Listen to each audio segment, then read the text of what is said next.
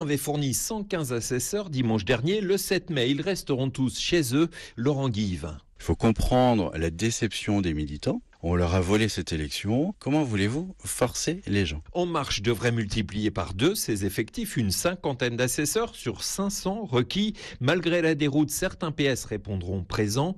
Le maire socialiste de Brest, François Cuillandre. Il me manque 116 personnes pour tenir les bureaux de vote dans 10 jours. Vous allez faire comment alors ? La règle, c'est que lorsqu'il n'y a pas 3 personnes pour tenir le bureau de vote, le premier électeur qui rentre dans le bureau, on le réquisitionne. Monsieur le maire lance ce matin un véritable SOS à sa population. Brest, François Coulon, Europe 1. Le dernier chiffre de la croissance du quinquennat de François Hollande, 0,3% au premier trimestre. Le chiffre de l'INSEE vient à l'instant d'être publié. Et puis ce cambriolage au domicile de Bernard Cazeneuve, Jérôme Commandeur s'en amusait à l'instant. Apparemment, les malfaiteurs ne savaient pas qu'ils étaient chez le Premier ministre. Aucun document sensible n'a été dérobé dans ce pied-à-terre. Il n'y avait pas de garde devant l'immeuble à la demande de Bernard Cazeneuve qui estime que les policiers sont déjà très sollicités. Europe 1, 7h37, Hélène Zélani. Attention si au volant, vous utilisez des applications comme Coyote, Waze ou TomTom, elles pourraient bientôt avoir l'interdiction de signaler les contrôles de police sur les routes. Un décret vient d'être signé mais doit encore être validé par le Conseil d'État. C'est une mesure qui, selon Pierre Chasseret, délégué général de 40 millions d'automobilistes, ne servira qu'à verbaliser davantage les automobilistes. C'est totalement stupide. Et tout ça pourquoi ? Parce qu'on veut à tout prix faire en sorte que les gens se fassent flasher. Quand on y réfléchit, vous posez un radar, il est plus ou moins signalé par des automobilistes, c'est censé être une zone dangereuse à la base, je rappelle. Vous avez des automobilistes, lorsqu'ils sont au courant, qui respectent la juste limitation de vitesse. Si vous ne montrez pas où sont les contrôles, qu'est-ce qui va se passer ? Vous allez avoir des tas d'automobilistes qui vont se faire flasher pour 1 km/h de trop ou 2 km/h de trop. Alors j'ai tout entendu, j'ai entendu que c'était pour lutter contre le terrorisme. Mais non, même pas, parce que les outils d'aide à la conduite communicants étaient OK pour désactiver l'intégralité du service lorsqu'il y a une alerte attentat. La seule volonté, c'est qu'on trouve que les Français ne cotisent pas assez dans la cagnotte radar et qu'en prenant ce type de mesures, on sait pertinemment que certains vont être flashés et ça va rapporter encore plus d'argent. Pierre Chasseret de 40 millions d'automobilistes, joint pour Europe 1 par Pierre Herbulot. Et sachez qu'il y aura du monde sur les routes pour le week-end prolongé du 1er mai. Dès aujourd'hui, l'Île-de-France devrait connaître des bouchons plus importants que d'habitude. Demain sera classé orange dans le sens des départs et lundi dans le sens des retours. Et justement, ce week-end du 1er mai est très attendu par les professionnels du tourisme, d'autant que l'élection présidentielle la semaine prochaine incitera de nombreux Français à ne pas bouger. Direction Marseille avec Nathalie Chevance, où comme ailleurs, tout va dépendre de la météo. Plage de Pointe-Rouge, les pieds dans le sable. Bernard Marty, patron de la paillote Marinella, scrute la météo. Le pont du 1er mai, c'est le coup d'envoi de la saison. Table et parasol attendent les touristes. C'est certainement un grand moment, mais je ne sais pas si la météo sera de la partie, on verra. C'est un spot magnifique, pied dans l'eau, quoi. C'est poissons frais. Nous, on a la chance d'être un restaurant corse, donc forcément, Figadelle, Libro, midi et soir, ça sera ouvert. Oui, Marseille reçoit de plus en plus de touristes. On devrait travailler à fond, mais bon, on verra. Et même espoir chez les hôteliers pour ce pont du 1er mai coincé entre les 2 tours de la présidentielle. Nicolas Guyot, directeur de l'hôtel Carré, espère que les vacanciers seront de retour avec le beau temps. On a un contrat avec nos touristes, on leur vend 300 jours de soleil par an. Et donc on a un vendredi, samedi, dimanche qui sont bien chargés, mais les hôtels ne sont pas complets sur le Vieux-Port. Pour ma part, j'ai à peu près 60% d'étrangers qui résident dans l'hôtel. Et dans les bars, face à la mer, on mise sur les terrasses extérieures refaites à neuf pour cette nouvelle saison. Jacques, chef de la Romerie. En nombre de transats, on va pouvoir accueillir pas loin de 100 personnes sur la plage. Et là, sur notre nouvelle terrasse, écoutez, regardez, c'est tout neuf, tout fleuri. Une jolie mer, des jolies filles, c'est la folie furieuse partout. Des professionnels du tourisme un peu fébriles quand même, qui croisent les doigts pour ces prochains jours. Nathalie Chevance à Marseille pour Europe 1. Merci beaucoup Hélène Zélani. Europe 1, 7h40.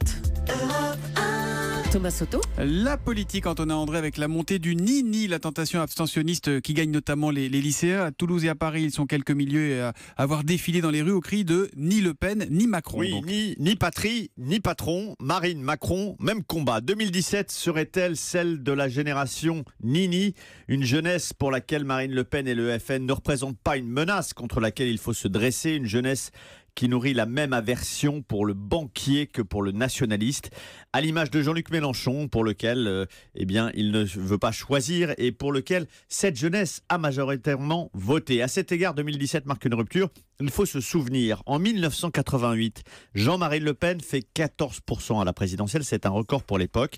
Les lycéens reprennent dans les manifs le refrain du groupe rock Bérurier Noir, la jeunesse emmerde le Front National. En 2002, Le 22 avril au matin, ce sont les jeunes qui prennent la rue les premiers. Mais en 2007, ils manifestent pour défendre le droit de ne pas choisir. Marine Le Pen ne leur fait pas peur. Ils ont grandi avec un FN élevé, installé dans la vie politique. C'est le signe de la dédiabolisation réussie engagée par Marine Le Pen. Au-delà de la jeunesse, le nini, autrement dit le droit de ne pas choisir, est défendu par une partie de la gauche derrière Jean-Luc Mélenchon et par une partie de la droite. Là aussi, Antonin, c'est une forme de rupture. Oui, la pudeur de gazelle de Jean-Luc Mélenchon est emblématique de cette élection. La gauche s'indignait quand la droite ergotait sur le front républicain. Il faut se souvenir aussi du cordon sanitaire instauré par Jacques Chirac en 86 pour marquer la frontière infranchissable entre la droite et l'extrême droite. Alors qu'est-ce qui a changé ? Ce qui a changé, c'est que les candidats des partis institutionnels, du PS et de la droite, ont été balayés et que leurs électorats sont perdus. Emmanuel Macron a l'attrait du renouveau, ce qui fait sa force au premier tour, mais il en a aussi les faiblesses, ce qui constitue son handicap au second tour. Il ne rassure pas parce qu'il est inconnu. La gauche n'aimait pas Chirac, mais elle le connaissait, son histoire, sa vision. Voter Macron, c'est pour une partie des Français se lancer dans une aventure. La conséquence de ce nini galopant, c'est le risque d'une abstention plus forte au second tour qu'au premier. C'est arrivé une seule fois sous la Ve République, en 1969. L'abstention avait bondi de 9 points entre les deux tours. C'est donc ce qui est possible, ce qui peut se reproduire sur cette élection. L'édito politique signé Antonin André. Puis tiens, écoutez ça, tiens. Il y en a qui contestent, qui revendiquent, qui protestent. Moi je ne fais qu'un seul geste, je retourne ma veste. Eh oui, c'est Jacques Dutronc qui retourne sa veste. Cette circonstance en cette période électorale. Un petit clin d'œil pour souhaiter un bon anniversaire à Jacques Dutronc qui a 74 ans aujourd'hui. Merci Antonin. Europe 1, 7h42. L'Église choisit, elle aussi, de ne pas choisir pour le second tour de la présidentielle. Peu d'hommes d'Église acceptent d'aborder le sujet publiquement, mais c'est le cas du père Nicolas de Brémond-d'Ars. Il est mon invité tout de suite en direct pour l'interview Vérité d'Europe 1. 6h30, 9h, la matinale d'Europe 1. Combien ? 0. 0. 0. Combien ? 0. 0.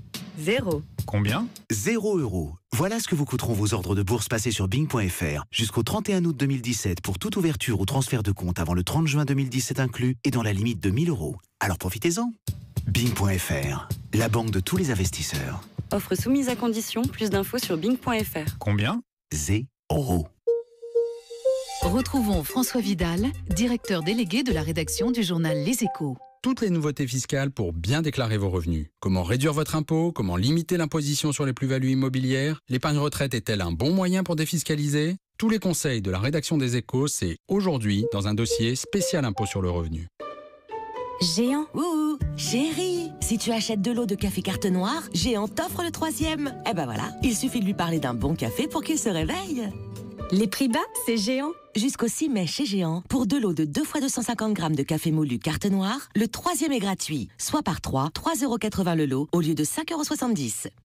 À San Pablo, il y avait une concession Ford. À l'intérieur de la concession, il y avait un Ford Kuga. À l'intérieur du Ford Kuga, il y avait un concentré de technologie pour seulement 249 € par mois. Découvrez le Ford Kuga à partir de 249 € par mois avec Sync et Jean Alliage. LOA 48 loyers pour un Kuga Trend. EcoBoost 120 chevaux en stock avec premier loyer de 2 840 €. Coût total siège à 21 473 €. Offre à particulier jusqu'au 31 mai si acceptation par Ford Crédit. Voir Ford.fr. Jusqu'à dimanche chez Conforama, on vous en offre encore plus. Profitez de 20% de remise supplémentaire sur tout le meuble et la déco des 2 articles achetés. Moins 20%, même sur les promos. Canapé, bureau, lit, lampe, miroir, à vous de choisir. Conforama. Valable sur le meuble et la déco hors cuisine. Offre et conditions disponibles en magasin et sur conforama.fr.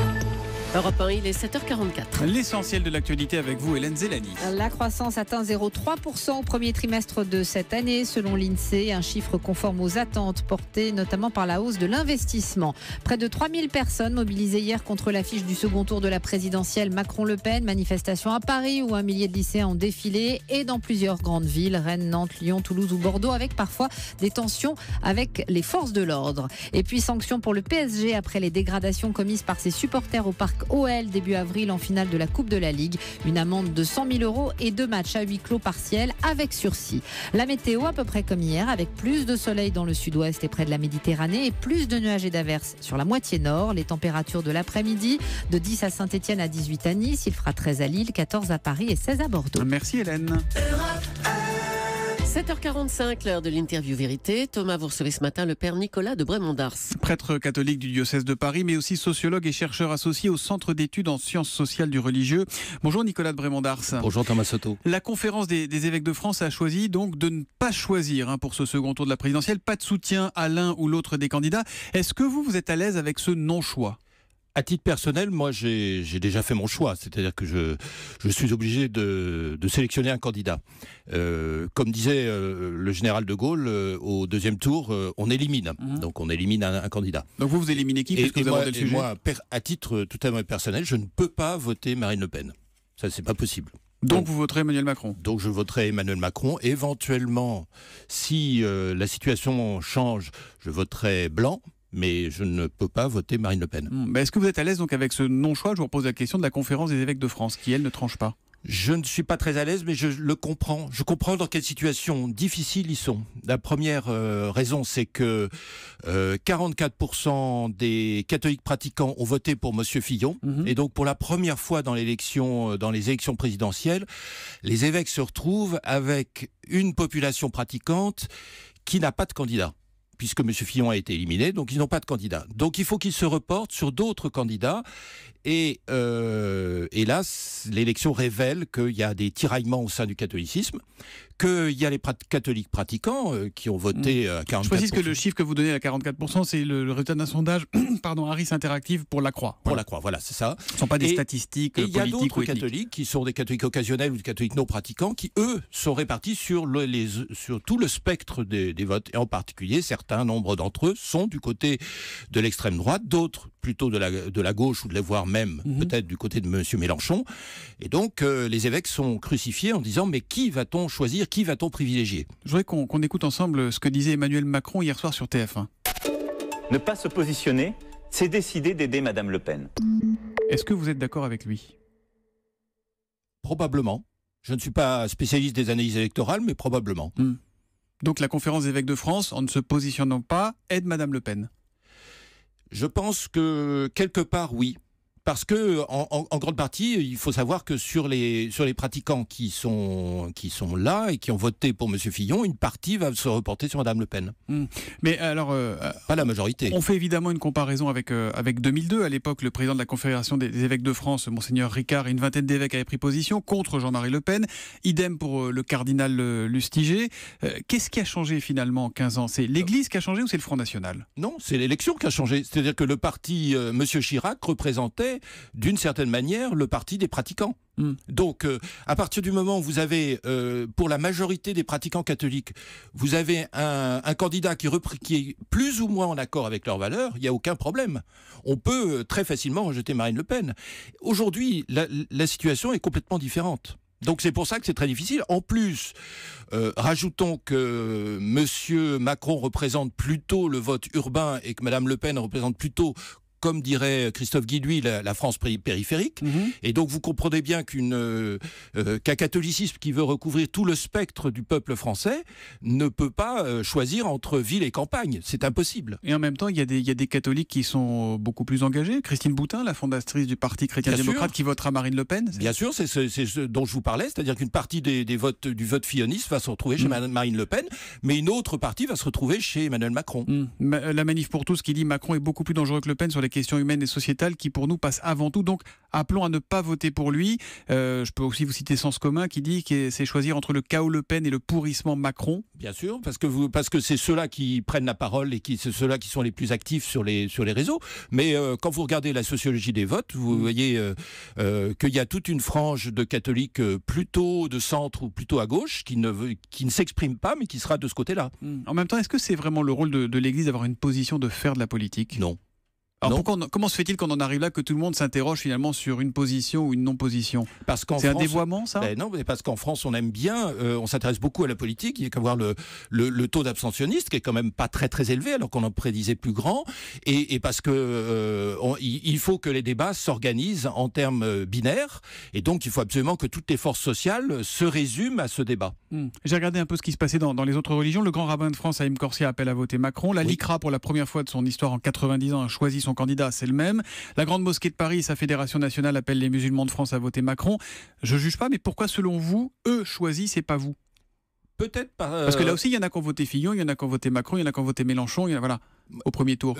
Parce que je pense que la sociologie de leurs fidèles n'est pas répartie de la même façon. Et on peut difficilement, quand vous vous trouvez curé d'une paroisse dans l'Amiénois, dans les Hauts-de-France, quelque part, vous pouvez difficilement dire, alors que vous avez 40% de vos paroissiens qui votent pour l'extrême droite, et autrefois c'était le Parti communiste d'ailleurs dans ces régions-là, eh bien vous pouvez difficilement condamner vos paroissiens. Sauf qu'il y a 15 ans, Monseigneur Ricard disait que les thèses du Front National étaient incompatibles avec la bonne nouvelle et l'enseignement de l'Église. Oui, mais je vous ai dit, c'est parce que M. Chirac représentait plus facilement les valeurs catholiques. Vous allez en parler, les prêtres vont en parler dans leur prêche dimanche de cette élection présidentielle? Certainement pas, parce que depuis très longtemps, les catholiques nous demandent de ne pas faire de politique. Donc ça sera allusif, mais on n'en parlera pas. Merci beaucoup Nicolas de Brémond-d'Ars d'être venu ce matin en direct sur Europe 1 et bonne journée à vous.